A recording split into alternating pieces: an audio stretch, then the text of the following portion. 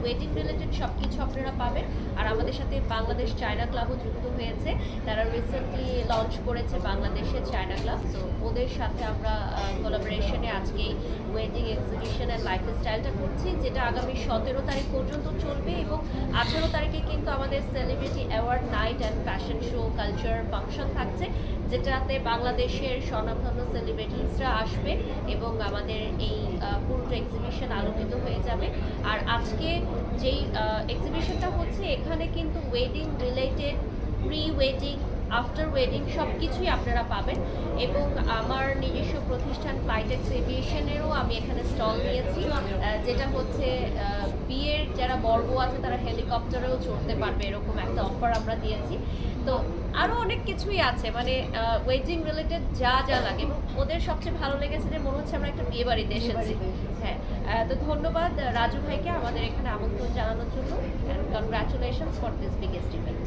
আচ্ছা, একটা প্রশ্ন পায়েশা আপু, কিছুদিন আগে মুজাম্মেল আপু চট্টগ্রামে গিয়েছিল, বাধার সম্মুখীন হয়েছিল। গতকাল থেকে আরেকটা জিনিস ঘুরছে অনলাইনে, সেটা হচ্ছে বিতাসিনা মিম আপুর সাথে সেম ঘটনা হয়েছে। তো অনেকেরা বলছে যে বারিশ বা ভাবনা আপু এরাও ভবিষ্যতে এরকম একটা পরিস্থিতিতে পড়তে পারে যে কোথাও বাধার সম্মুখীন হতে পারে। তো নারীদের এই যে বাধা সম্মুখীনে বা যে কোনো কাজে, তো এটা নিয়ে কোনো ভয় বা সংকোচ কাজ করে? আমরা এরকম অনেক বাধা পার করে এসেছি, যেগুলো আমরা ক্যামেরার সামনে বলি না। আমার মনে হয় ভাবনা আপু আমার সাথে একমত হবে। শুটিং সেটে, ক্যামেরার সামনে, পেছনে অনেক সময় আমরা যারা ক্যামেরার সামনে কাজ করি এই ধরনের ফেস করতেই হয়, এটাই আমাদের লাইফ এবং এটার সাথে আমরা মানিয়ে নিয়েছি।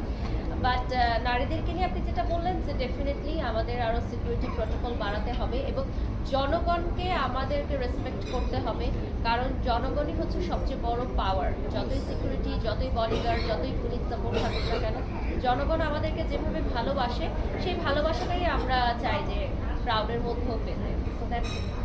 এই উত্তরটা ভাবনার কাছ থেকে একটু চাই।